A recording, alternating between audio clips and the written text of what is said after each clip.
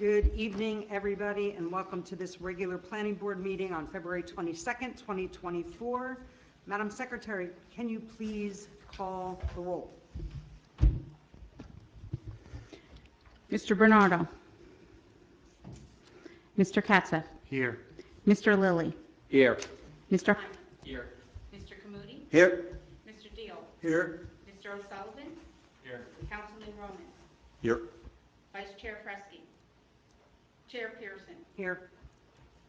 We also have Mr. Mascara. And this is Mr. Paul Ferrero, and he is engineer from Boswell. Did I miss you, the mayor? The mayor's here. For the record. Just for the record, Just the for the mayor is record. here. Can everybody please rise and say the Pledge of Allegiance? I pledge allegiance to the flag of the United States of America and to the republic for which it stands, one nation, under God, indivisible, with liberty and justice for all. Madam Secretary, can you please read the compliance statement?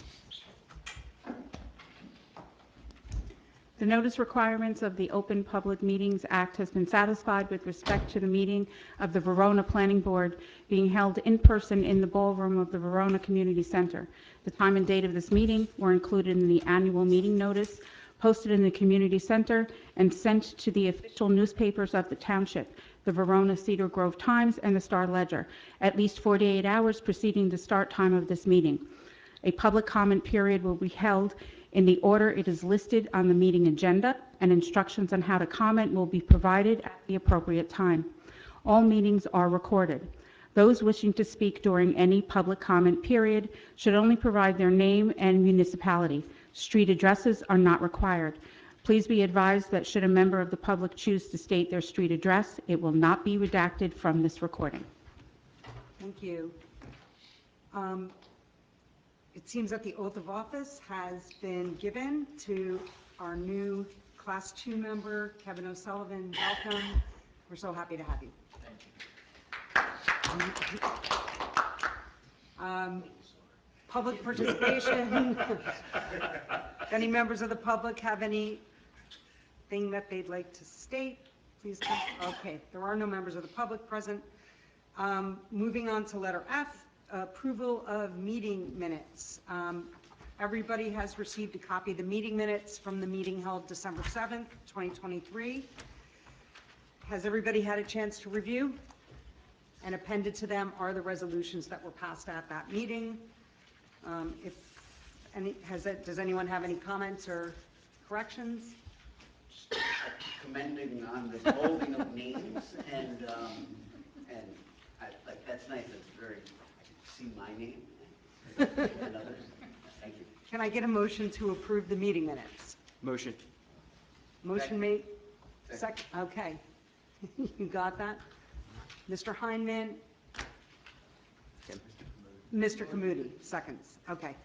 Do we need to take a vote? No. No. All members to approve? Aye. Aye. Any disapprove or don't approve? And any abstentions? I will abstain due to my absence. I'll abstain. Okay. I will also abstain. And Mr. Lilly. All right. The meeting minutes are approved. Moving on to a discussion, brief discussion for subcommittee updates. The master plan subcommittee has a member that would like to step back and a member that would like to step up. So there's going to be a switch out, right? The mayor would like to take your place. Right. Okay. So, truth? That is the truth. Truth. Truth, Doug? Yeah? Yeah. All right. So that's going to happen. We have a vacancy on the site plan and subdivision committee. I have graciously asked Kevin. Kevin's background is he is also an engineer, besides being the deputy manager of the township, and he accepted taking that role. If there are any other members that want to be on architect, site, or landscape, please speak now, because we can have up to 4 on any of these subcommittees.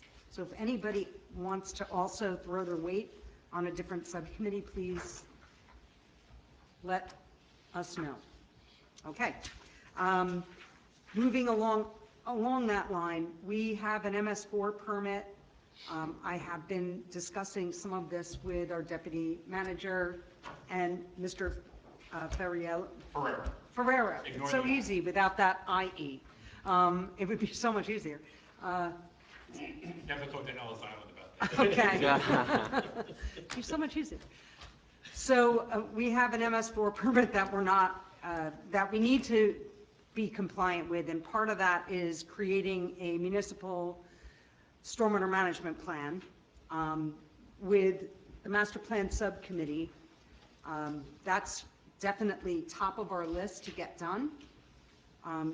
Kevin, can you speak to any sort of schedule that you know that we can begin to deal with our planner and possibly our engineers in order to put this whole thing together? Sure. I have had some preliminary discussions with Mr. Ferrero regarding the creation and the process for the municipal stormwater management plan. Boswell will be assisting with that. There is money still available in a bond ordinance that was established for the master plan. So we will be coordinating some of these early discussions with Boswell, and then as it becomes a more fruitful document for discussion for the planning board, we'll fold in planning board discussion at that point as well. Well, the whole point of having the master plan subcommittee is to have sessions with, even though it's a very formulaic portion of the master plan, I've looked through dozens of other townships. They basically all have the same thing with just data shift within the document, but generally speaking, it's a 36 to 40 page or 30 to 40 page document depending on the size of the township, and the data just changes. But still, we should look to at least a brief meeting to kick this off. We generally meet on Zoom.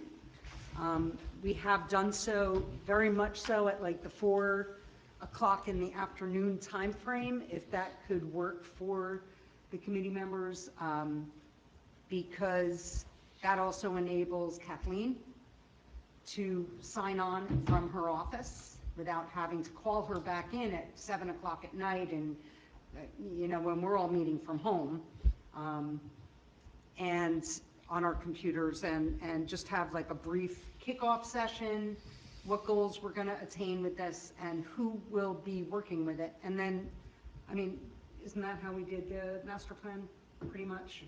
Yes. Okay. Do you have any comments on this? Because I know that Jay and I spoke outside of this meeting about how to attack this, and Yeah, no, that's 100% Okay. in line. We'll just have a brief kickoff. We'll send it off to the professionals, get an idea of what your timeline is for getting that skeleton of the document. Then the subcommittee will take a look at it again yeah, before we present it Yeah, to the my planning suggestion board. would be is that DEP has a standard pro forma basically of this element, and I would hand that out as a homework before the meeting, so you kind of know which blanks you're going to be looking to fill in. Yeah, that sounds good. I can get that circulated. Okay. do we expect to bring our H2M planners in on this as well? To just give it a look, or do you think that this is more of an engineering standard? I think it's just so technical that I don't think it's necessary. Okay, I think in the end, it will be something obviously that they will review, but I don't think as far as, the input. Drafting it, Yeah, right. I don't think there's really a reason for that. I don't think. I certainly would too like many to have cooks in them the review kitchen. it. Yeah, review it, Yeah. sure, but too many cooks in the kitchen. Okay, all right, so we'll just get back to our regular uninterrupted Zoom meetings all over again. Does that satisfy Yeah. the What board? are we looking at in terms of time frame for the kickoff? Like March after our next planning board meeting?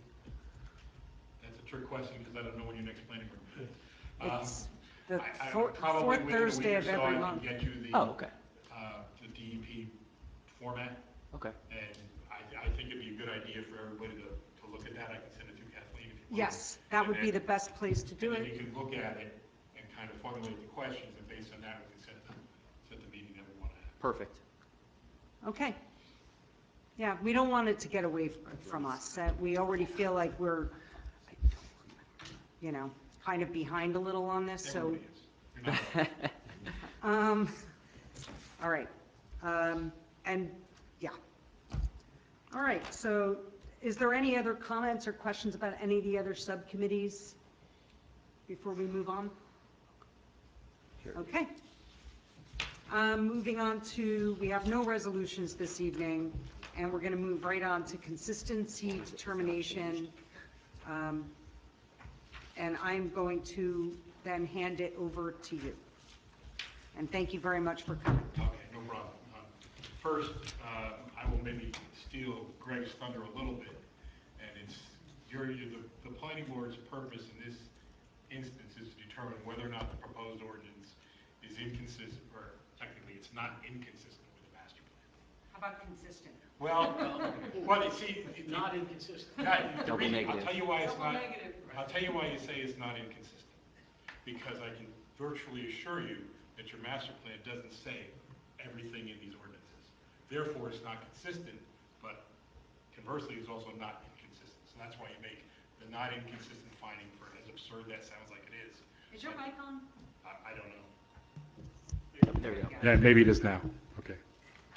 So that's why I think the not inconsistent finding is, like I said, it's absurd, but that's really what it needs to be. There are two ordinances that are in front of you. One of them, the first one is Chapter 55, where the stormwater management section of the code is being repealed and replaced with a new section called Stormwater Management Controls and Requirements.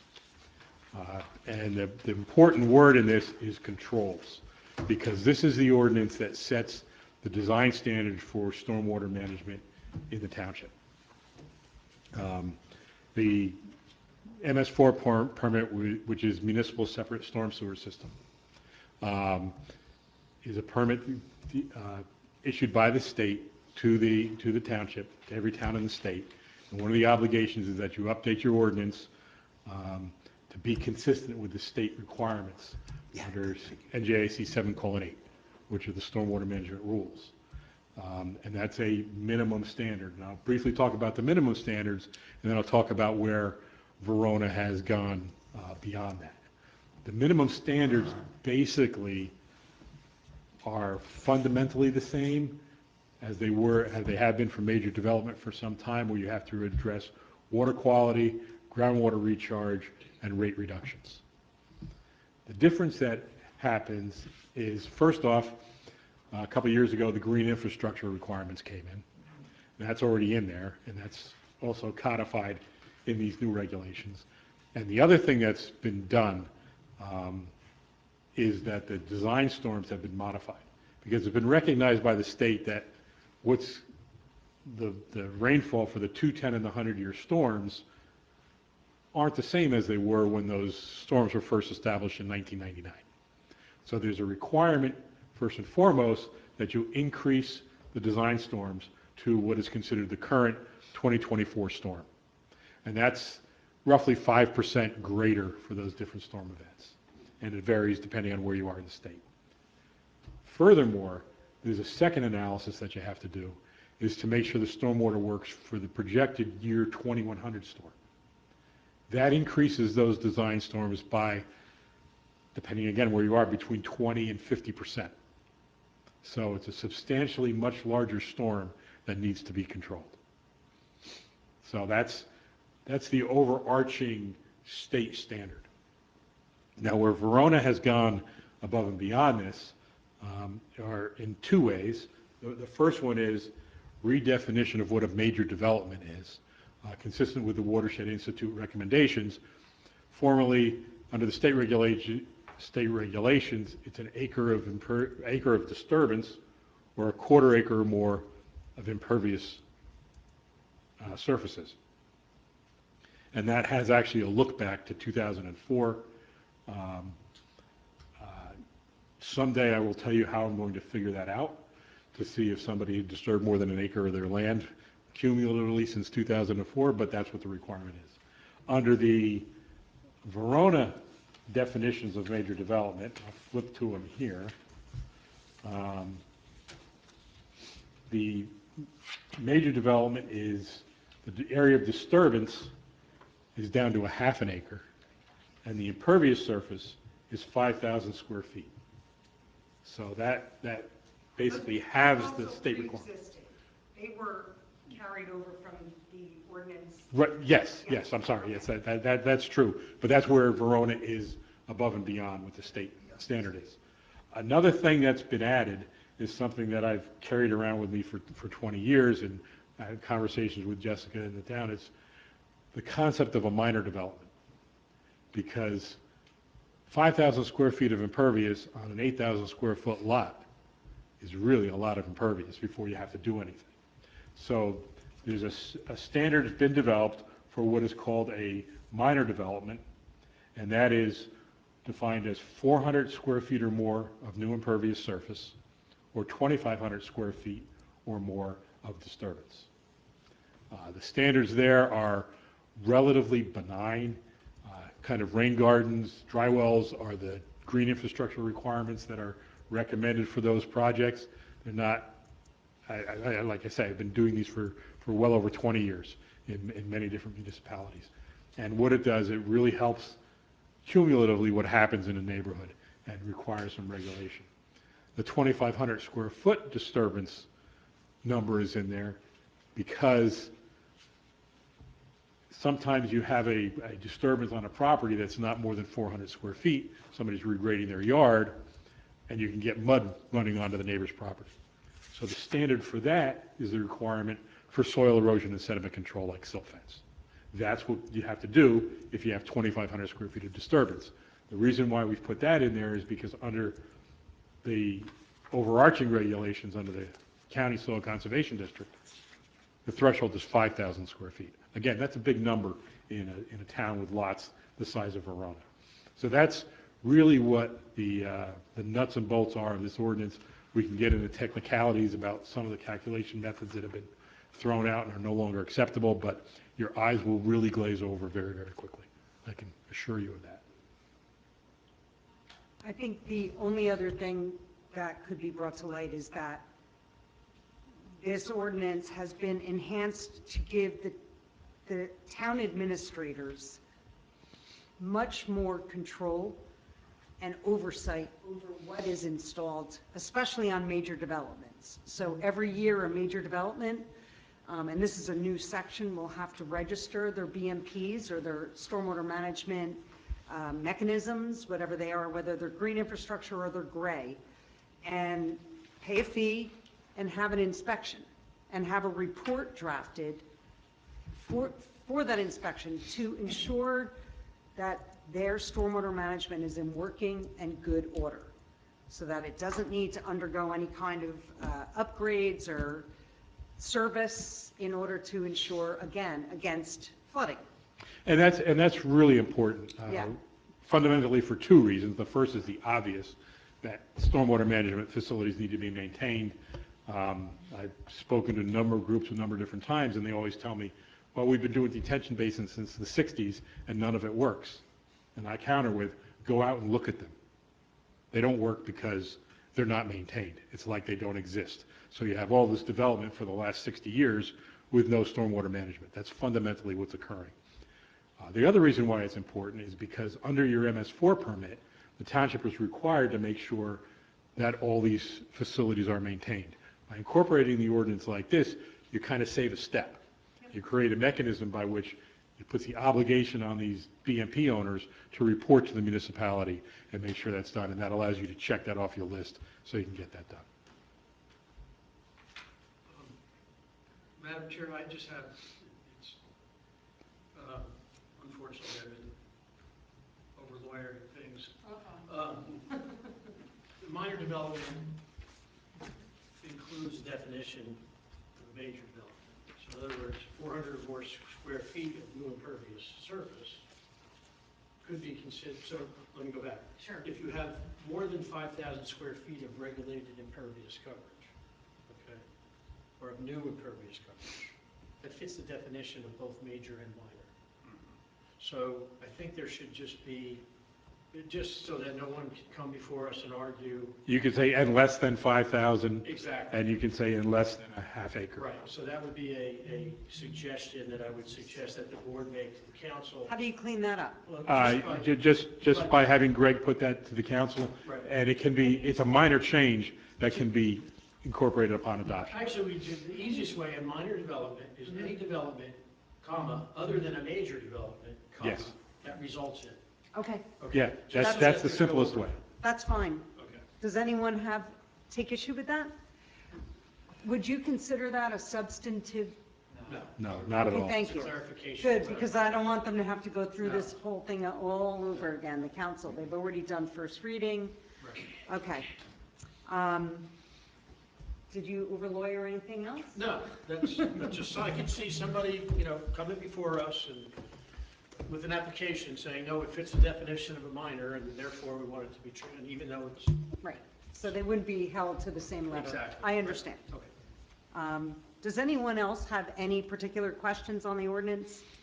Just to confirm, aside from updating some of the tables, the stormwater events and those triggers, were there any other substantive changes? Well, there are that are Okay. deeply buried in there that are pretty technical in nature. Yeah. For Going example, through, I mean, the sections look pretty similar. I didn't go Yeah. through word by word. I can tell you, for example, See what used to be that engineers would design projects using what was called the modified rational method, Okay.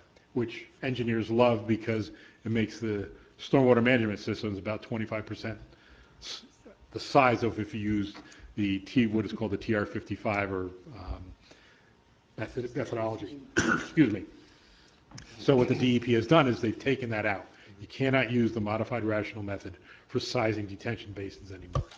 You can still use the rational method for sizing pipes, because that's really the only method to use for that. But you can't take this shortcut and make these small basins, because I've seen plenty of them, and I've always had problems with them, but I couldn't do anything because it was permitted under the regulation. So these are all just mostly technical changes? Yeah, oh yeah. Okay. We did change a couple of, again, it was a little bit substantive. We added the terminology from TWI, the retention standard, which is Yes. basically 1/2 of the projected 2,100 two-year storm times the change factor, Right. which is, I think, 1.18, which comes out to 2.04 inches that has to be withheld on Right. any new or remaining, if it was a redevelopment and they had some impervious that wasn't moving and staying, and if they add new, all of it has to be controlled for that. So we So it's did not just the change, the whole, everything, yeah. Right. that was pretty significant. Yeah, that's a definitely good thing, especially because we also hold redevelopment has to conduct stormwater. In the minor developments, we changed gallons to inches, Yes. okay, for retention purposes. And if a minor development goes over 1,500 square feet of new impervious surface, they must soil test to ensure that they themselves, their own basements and their neighbors' basements don't become overwhelmed with runoff from all of that new impervious surface, and the soil is capable of the retention, whether it's, a rain garden, the soil can actually infiltrate the water that will be running off based on basically, you even said it in one of our work sessions. You said it's not just anything above 400. The 400 that kicks it off. Right. Is included Right. in whatever new impervious is added. If somebody puts in 600 square feet, they don't control 200, They control size. they control Yeah. 600. Um, And I can't tell you how many times I've had that argument. Might I suggest, because that is a confusing thing, and I don't know whether it would be a substantive change to just correct the language on that. It's clarification, it's not substance. Okay, can we clarify that, 400 new square feet may be the trigger, but that the entirety of the impervious added, including the first 400 square feet that trigger it, are necessary to include in your calculations? Let me find the section on minor development. It's like page 22 or something, I think. Section 7. Well, what it says is, for each square foot of increased impervious surface. Right. So I think it's already there, is there, yeah, Increased, increased, yeah. for each square foot of increased impervious. Okay, So thank you. 400 triggers it, I right. just wanted to Yeah, ensure that. I think it's there. Okay.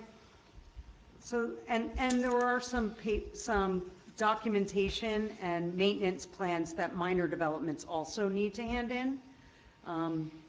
But it's much more abbreviated. Oh, yeah, than the major development. The idea is not to burden people, but also to make it responsible.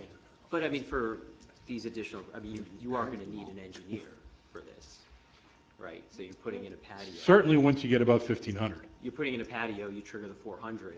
Right. and You're going to need an engineer to. do Maybe, soil but testing. maybe not. You might we- just need what- a what landscape we've Talked architect. about is to create some stereotypical calculations and those sorts of things that can be handed out with these Yeah. permit applications, so the resident can do it. For example, I have one town that what they do is they say for every square feet needs a drywall that's so many inches deep.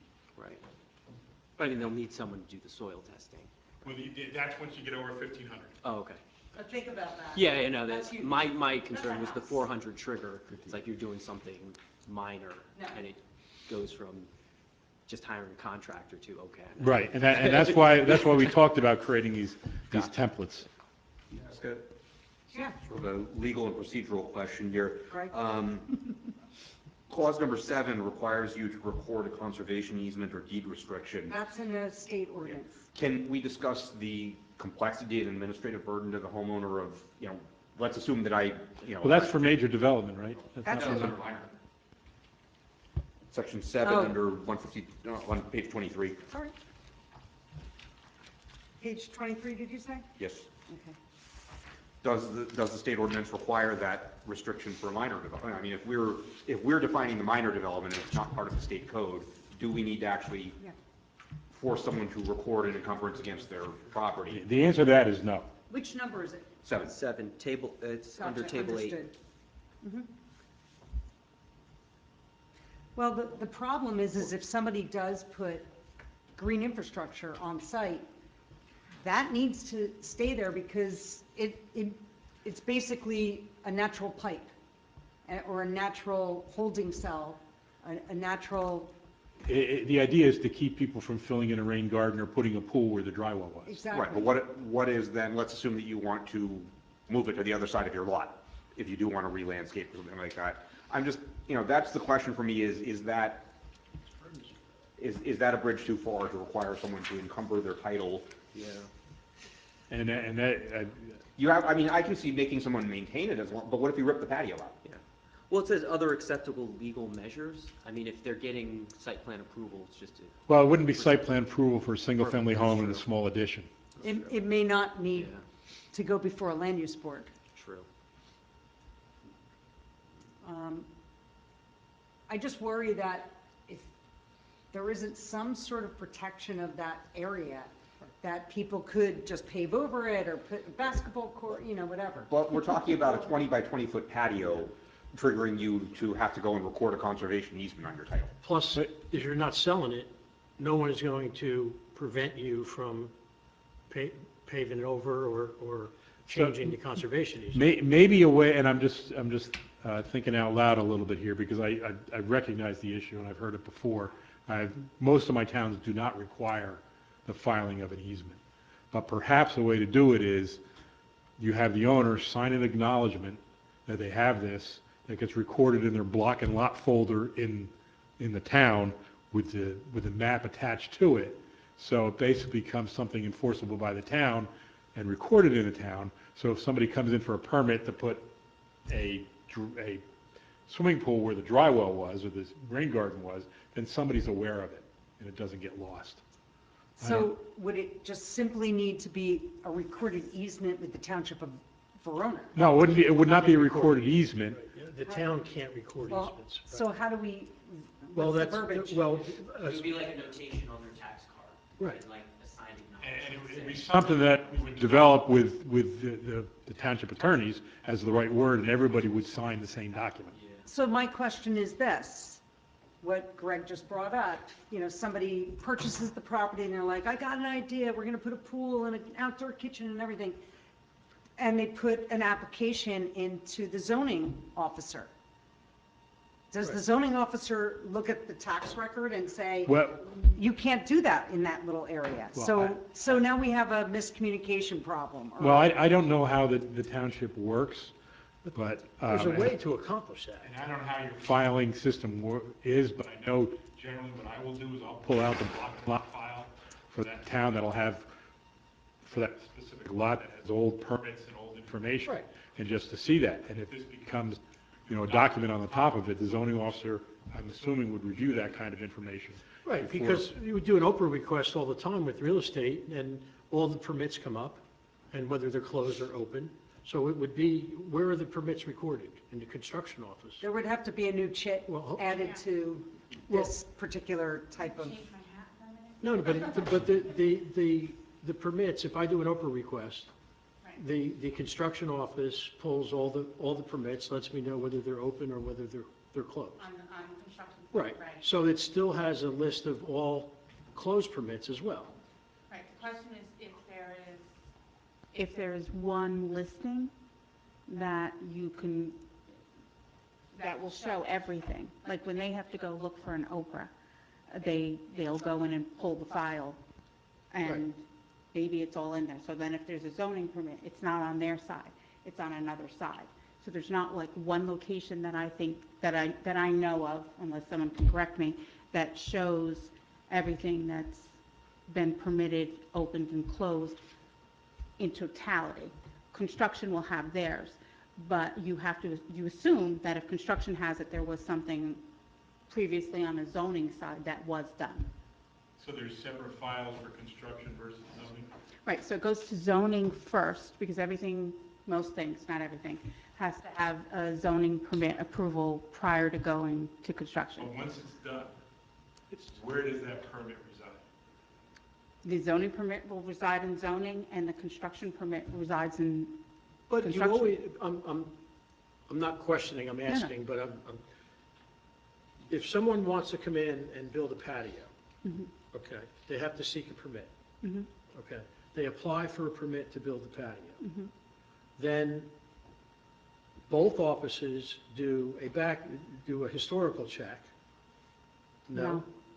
What, right now, when they submit their zoning, they submit asks the zoning them. application Yeah. first with any plans, survey, anything that they're doing. And Currently, you- part of the process is not, there is no historical check as part of the process right now. Obviously, something we can put in and probably should put in. I think, I'm surprised that there is not a historical check. so let me ask you this. If, right now, when somebody comes before a land use board or has a closed out permit, regardless of whether they had to go to a land use board or not, that closed out permit stays with their file, yes? Yes. Perhaps, every time I see an application, when you send it to the VEC, it says, do you know of any history of any easements or da-da-da? And 99.9% no. And if it's a new owner, I have no idea if they went to the Board of Adjustments ever. Any history of another variance sought, or I have no idea. There are new owners and they kind of don't really know what happened in the past of that house.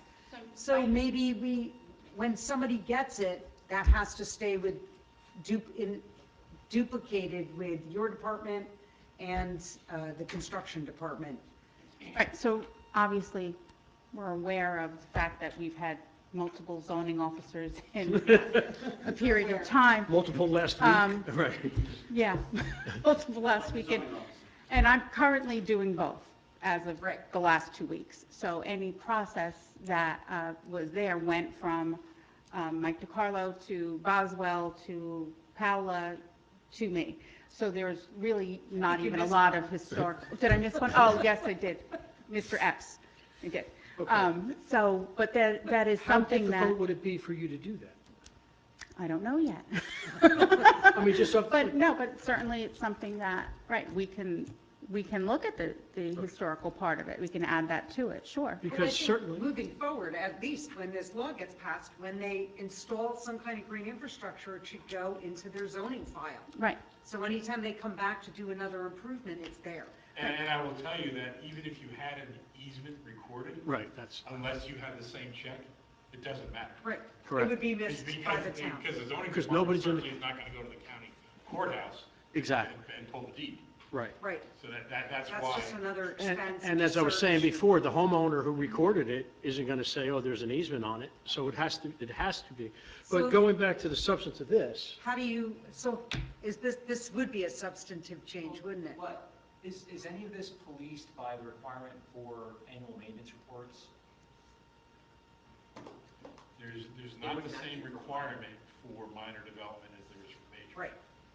Doesn't We, capture all of it. we're going to be creating some kind of a, like, something they could download from the township's website for maintenance of smaller installations for minor But developments. again, going back to the, 21 by 20-foot patio, That do, happens. do we want to burden a homeowner with filing an annual report on the stormwater control measure? We're not that's asking not, them that's to do that. exempt, right. Okay. That's not in there for Right. minor. Okay. Okay, but then, yeah, we're trying to figure out, okay, so that doesn't apply for minor. No, it doesn't. So the suggestion, I think, is that 7 should say, the stormwater management feature shall be protected from future development by acceptable measures. Okay, or by measures, or legal measures. Approved by the town. I think the Okay. language is pretty broad. I think it gives the town the flexibility to fashion Right, an administrative remedy to the mayor's point. And, I agree. and maybe you don't even want to change it because Okay. there could be some potential, it says or, it says or, and there could be some potential projects where an easement really is needed. So do you want to leave it as is and not mandate that's a good point, Paul. the, You can it leave it says as it or is.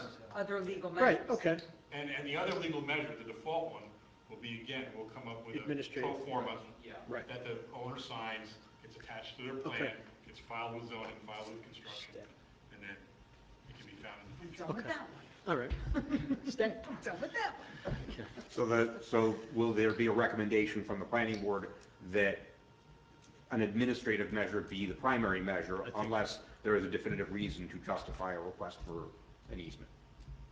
Do you want to just note, are you doing that? Or are you Well, doing that? I think that's outside of, I know, we're really looking at consistency, but I. no, we're let's- supposed to also comment, make comments on the ordinance. Okay, So I think it's outside, I think it's a separate little, section in what is presented to the council. It's Right, commentary in the Right. consistency determination. right, exactly.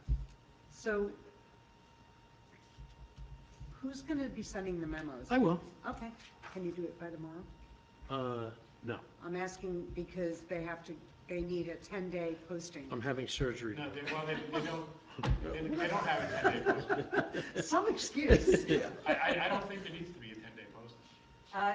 Yes, Ms. Kiernan and I spoke earlier, and she said that she needs to advertise this 10 days in advance because it's Yeah, going. but there's no that's okay. changes. But There's no substantive changes to Right. the ordinance. These are changes that will be made upon So adoption. how's this?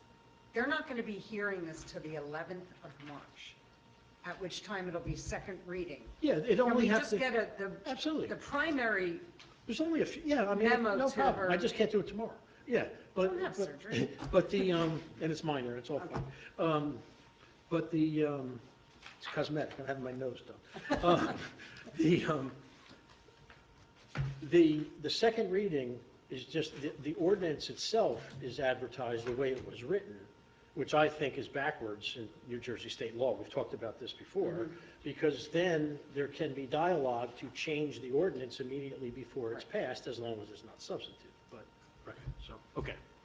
At this point, we are leaving that language Yep, in. absolutely. But we're just saying that the primary. Giving method- recommendations. Recommended that a system be put in place, that a process be put in place, so that if there is a second application, the It's- prior development is addressed. Right, Right. the installation of the Right, stormwater exactly. measure Yep. is not covered over Right. by pavement. Yep. Any other questions about the substance of the ordinance? Go ahead, Tim. Yeah, just a couple. Just at page 1, the applicability. It gets all residential major redevelopment. Is the municipal township covered in that? Yes. Yes, Okay, so if we build a new police station and we, that's right. yeah, like, we have to do the same thing. We can't Some, stop the neighbors. some might argue that municipalities are exempt from their own regulations. I Well- would not have that argument with your chair. You know, I've seen it in practice in this town, so,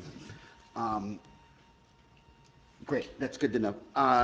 Second, just along the lines with alignment with the master plan, which I think we sort of made, polished smooth, so there's not many hooks to go on. There's a couple instances, I think page 23, and maybe it was page 5, where there are some,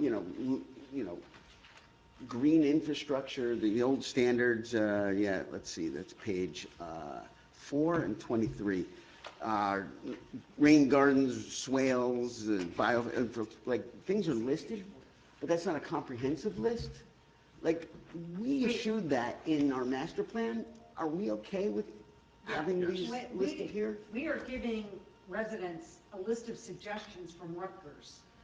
If you're looking at page 23, Yeah. that list comes from Rutgers, and we actually give them projected sizes for their rain garden in order to accommodate the stormwater, runoff. So, These are suggestions.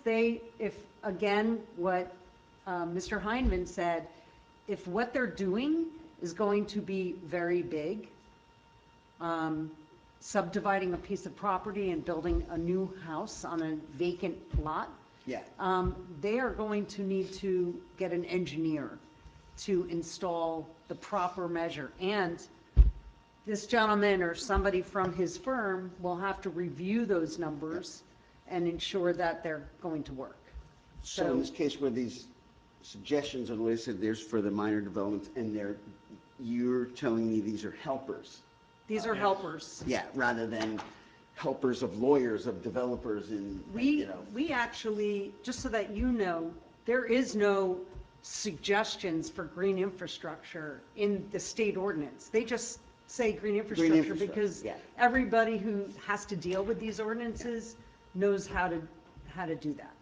Yep. So even in the state code, there are no suggestions. We handheld a little in the minor development section, So, I think. on purpose? Yes. on purpose. Okay, and you like that? Yes. Okay. Any other questions? So, Madam Chair, I think for Paul, do you want to go to the next one, or we want to do consistency on I this one? think you do them both separately because you may have different Okay. comments on them. The sustainability element goals in our master plan. Yeah. Number 3, improve resiliency and sustainability. A, encourage the use of green stormwater infrastructure. B, address issues with flood-prone properties. I mean, every section of our master plan discusses stormwater. It's in circulation for recommended bump outs to install green infrastructure, to add permeable surfaces to our big parking lots. It's obviously in the land use section. And just to go backwards. It's in every You're finding that section. it's not inconsistent. Nowhere in your master plan does it say, It's don't do every- No, I was just stormwater. pointing out a specific one, Yeah. just to kind of Tie it move together. it along. I think, I mean, does anybody think that this ordinance, after all the discussion we've had on master plans and is somehow not consistent with what, as a matter of fact, I just want to quote one of these sections, one of the goals was to redo our stormwater ordinance, which is what we're doing right now. Oh, yeah, that's right. Yeah. Good. So, yeah. General I mean, question then? I'm sorry? So if we're taking out the old one, putting this in, what's the diff? The diff is, this is going into our zoning code. And the reason behind that is because I think a lot of the minor developments kind of slipped by the wayside without actually being overseen and ensured that people were going to follow up and do the right thing. This, as I said earlier, provides our administration with a system of checks and balances, because we're just becoming more and more flood prone, and Yeah. we're just getting worse and worse. So I don't have to, two of our residents sitting at this table live pretty damn close to a river. So actually more than that. Yeah, 3 at least. So, And nothing in the old law is taken out? Or- no, this is Please. everything mandated and then some. Good. I mean, I think it's totally in line with our master plan. It's exactly what our master plan seeks to have the township do. And it's, like I said, it's a more strict ordinance. So that, I will be voting pro-consistency. Does anybody have any comments or any questions that would draw away from that? Then I would like to make a motion to send the Verona Town Council that we find 2024-04 consistent with our master plan. Ordinance 2024-04. I'll second. Mr. Katzhoff? Mr. Katzhoff seconds. Do we have? Katzef, by the way. Yes. There's no O, there's no O in my name. Yep. It's an E. What's that? It's Katzef. There's no O in my name. Okay, Jeremy. I'm just going to call you Jeremy. I've been calling you your name for 2 years or a year now. Sorry, I didn't mean to mispronounce tonight. So, do we take a vote? For discussion purposes, Yeah. should the motion be to find consistent or to find not inconsistent? And we I can would allow like the to say lawyers overlook. consistent. It's a consistency finding. Well, it's, the statute says that the governing body, that the planning board shall make and transmit to the governing body within 35 days, everybody knows, a report including identification of any provisions in the proposed development regulation which are inconsistent with the master plan. So our transmittal is that we have found nothing that is inconsistent with the master plan. That's Okay. what Paul had suggested before. Change the verbiage of my motion. Do you second? Do we take a vote? Yeah, get her. Okay, roll call. Mr. Katzef, Yes. Mr. Lilly, Yes. Mr. Heinman, Yes. Mr. Kamudi, Yes. Mr. Deal, Yes. Mr. O'Sullivan, Yes. Councilman Roman, Yes. Mayor Tamburo, Yes. Chair Pearson. Yes. He went through the trouble of explaining to us. I had, I really don't care. I just wanted I didn't want it to go to waste. I have a question before we move forward. This second part of the ordinance will not be going into the zoning code. It will be reverting back into general code. Okay. I It's just, still something, yes, Okay. right. I just Yes. wanted to But double it check. still affects, it's still a development regulation, so we still do the determination. Okay, fine.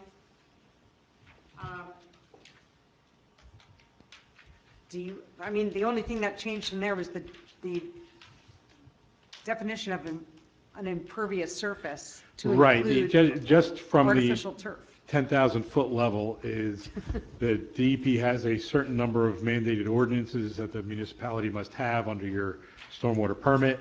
This is really what it is, and as the chair said, it just makes it clear that an artificial turf field is considered an impervious surface under the DEP interpretations, and now it is codified in your ordinance.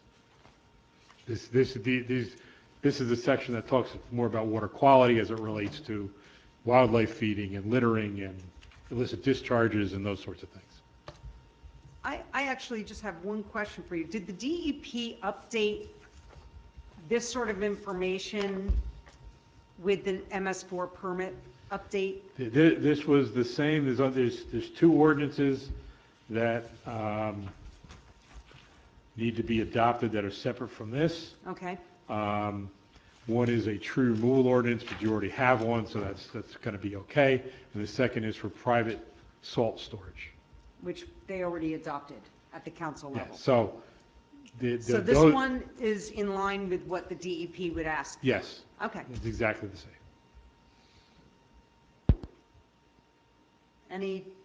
This actually exists in our general code right now. It was Article 1 of the whole thing. I have no comments on it. Yeah, questions. if that's the only change, like I said, I looked through it, it looked That's pretty it. much the same. I mean, unless there's any discussion, I'd like to make a motion to find that this is not inconsistent with the master plan. Jason, I'll second that. If there are no other questions or comments on it, that's just been, a motion was made by Mr. Heineken, and I seconded. Yeah? Mr. Katsif, Yes. Mr. Lilly, Yes. Mr. Hyman, Yes. Mr. Kamudi, Yes? Mr. Deal, Yes. Mr. O'Sullivan, Yes. Councilman Roman, Yes. Mayor Tamboro, Yes. Chair Pearson. Yes. All right. And so- frankly, I would like to thank the chair and Kevin for the many hours we spent on the phone going over with this. Usually, I'm the stormwater geek in the room. I felt a little bit marginalized because there was somebody who seemed to care about it more than me, which is unusual. But I think it was a very collaborative process, and we got to a very good place. No, it was, I look forward to working with you again. Mr. I Ferrero, really do. I'm sorry, Go ahead. and we do appreciate the time and the effort that the chair puts into all this. He is enthusiastic, and it's appreciated. Sometimes he can be a little bit of a pain in the neck. But no, and I say that. You've been around longer than me, so you can say that. With fondness, I really do, because her enthusiasm, her dedication is incomparable. Mayor, I don't, Mr. Fer- it'll be good evidence Mr. later. Ferrero and I had a brief discussion before the meeting, and I just want to bring this up. Jess, I had sent to you the legislation Yes. with regard to the new affordable housing obligations. Yes, The new affordable housing obligations are severe, yeah. severe. And I asked Paul, how are we going to be able to meet the affordable housing obligations and comply with the stormwater management requirements, given that the town is virtually developed? And it's something that, that the planning board and the governing body are going to have to start, in my view, start reconsidering permitted height in town, unfortunately. Parking underneath, if there's going to be, 2 stories above a garage, because there's no way that there's enough land area that is going to be, that developers are going to be able to meet the stormwater management requirements and the affordable housing requirements. So it's just something that I'm just throwing out there. I was part of a panel discussion last year for redevelopment attorneys, and I was there with an attorney, the guy who wrote the flood hazard area rules and the stormwater rules, and a retired guy from the DEP. And the two guys from the DEP said, every time these new rules come out, when it was the wetlands rule, when the new flood hazard, everybody said the world was ending. And they said the world didn't end. I said, no, the world did not end. It just got a lot smaller. And that means taller. That's fundamentally what the shift is going to have to be. There's less land available for development. So And greater mandated levels of development. So which rule trumps which? Do you simply, so then if you're. You have to comply with both. Right, okay, but if, let's assume that you have a need for a certain amount of affordable housing, and the only way to develop it is, prohibited by your stormwater management ordinance, do you have to bend your zoning regulations at that point in time, or does the Exactly. stormwater management Absolutely. ordinance You trump? have to bend your zoning regulations and go up. It's already happened to some degree with litigation, that the town is basically handcuffed. But these are the inseparable object and the immovable, or whatever that saying was, I haven't tried to use it in years, the immovable object and somebody help me out here. Irresistible force. Irresistible force, thank you, Paul. Something is going to have to change, and the town is going to have to build affordable housing, period. And if, as Paul said, if the world gets smaller and you go up, then that's what's going to have to happen. So it's just something to know that it's coming. Well, the question I have kind of relates to Councilman Roman's question.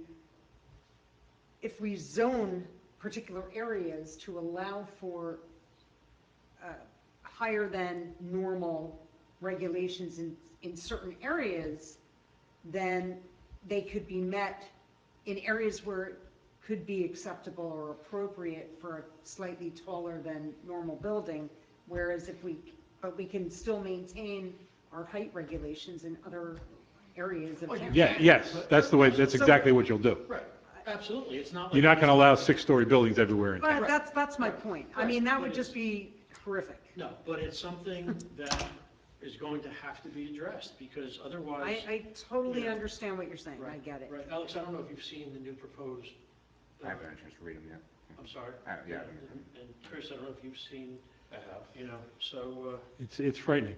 Right. And that's not spot zoning, that's zoning for, Well, the zoning is at this being point, thrown out the window well, to accommodate a lot more than a lot. just. And then there's this. another ordinance, I another law that has come out that says that you That can have accessory structures on any single. Accessory family dwellings. home as a right. As a right. And that, by the way, will screw with the entire stormwater ordinance. That's ridiculous, because then you're adding basically another house on a single family Adding property, impervious and then you need off-site parking and more driveway. And now you're just gonna flood every neighbor and everyone downstream. So that just came out of committee. That law just came out of committee, and I sent it to Greg with Yeah, hands on my head. versions of that have been kicking around for a while, and it's frightening. I will tell you one thing, going back to the overall affordable housing and the idea of, you might have to have areas in town where the buildings are taller. What I can tell you is this, and this is an argument I had way back when people were talking about cell towers. If you say every place in town is no good for a taller building, it's prohibited everywhere, then it's equally good everywhere. So you have to pick your spots where you're going to have that. That's what I'm saying, yeah. Absolutely. All right, So, what you thinking, Capstone? yep. Does anybody have any new business or any, I have a quick question, in fact. There had been a previous confidential matter that's come across to this board a couple of times. Do we know what the status of that is? Do we expect that to come back? Yeah, I can answer that. It's, the matter was presented in closed session to the council, and we're kind of waiting, it's in process. Nothing has been settled. Okay. But it's been presented to the council. Council has not fully deliberated it yet, but it's still on the front burner. Okay, thank Okay. you. Appreciate the update. Yep. anything else? Motion to adjourn. You got it. Good night, everybody. Nice to meet all of you. Thank you, Richard.